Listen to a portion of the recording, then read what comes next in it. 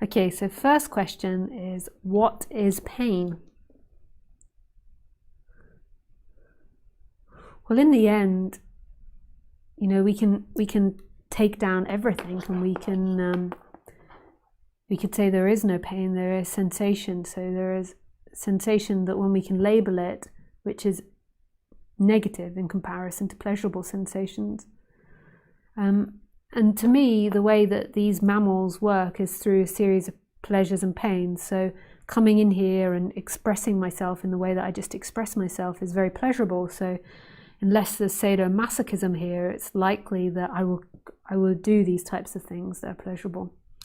And I will ward off things that are painful. So childbirth, it's a joke. You know, painful things to me are walking into something, although I do that all the time. Painful things are arguing. Painful things are talking to people when we can't connect, when you can't connect.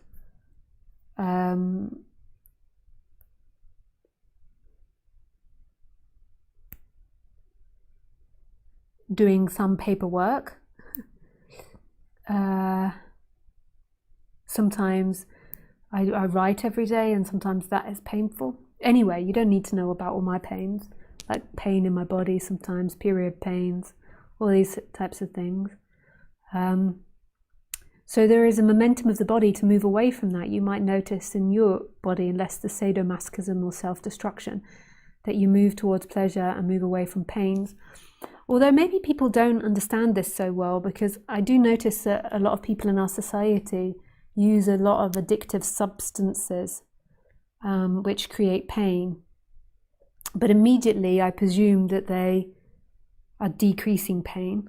So the consumption of alcohol, unless you've got like alcoholics through the family, you tend to get hangovers, headaches, like negative side effects. But it seems like sometimes if you come from an alcoholic family, like I've got some friends that have alcoholism in their family, and they're so resilient to hangovers or anything like that. So yeah, and like the consumption of sugar, when you remove it, you realize that it has quite a painful effect on you, but because in the moment it's like a high. So that's where it begins to get a bit dodgy. But generally the body is wanting to move towards pleasure and away from pain. We're also immensely conditioned in pleasure and pain as well. So there's also all these secondaries. So you want to get on with people, like everybody, well, not everyone, most people in society want to get on with people, but we often don't know how, from conditioning, from false ideas, from belief we have to behave in a certain way. Like I have that. I don't think that ever completely goes. I am a bit of a weird individual. I might come across as perfectly sane in these talks, good reality, good projection, but I tend to present this personality outside of talks as well with people I know, but I find it hard sometimes presenting it to some people, and it hurts a bit, like suppressing the natural tendencies of this body. Like we're buying a house off this couple, and like me and my partner already are a little bit strange, and so when we meet them, we try to reduce the strangeness to an extent. And if we were just like a full-blown self, I don't think we would have been sold the house.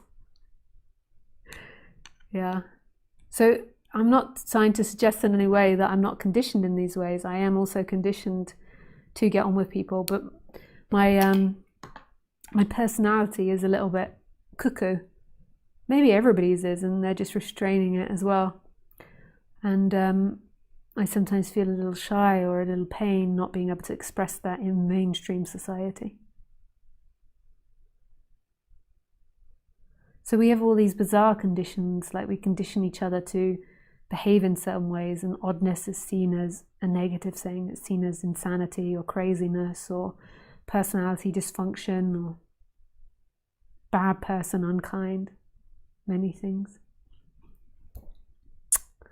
Yeah.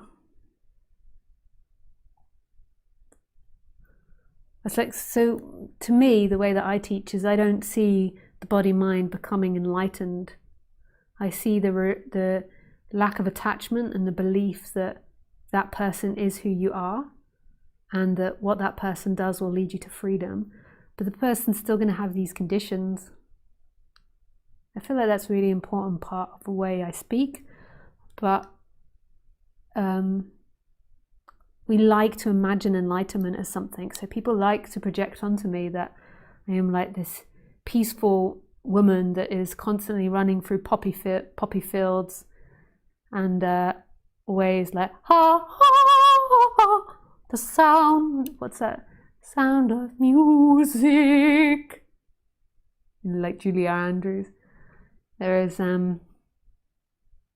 because the nature of the mind is to imagine something. So you need to imagine enlightenment as something. So we think, okay, they're going to be the perfect person with perfect conditions. And that's often from insecurity of being human. It's like, who I am is not perfect, therefore I'm unlovable. So I'm going to become enlightened, become perfect.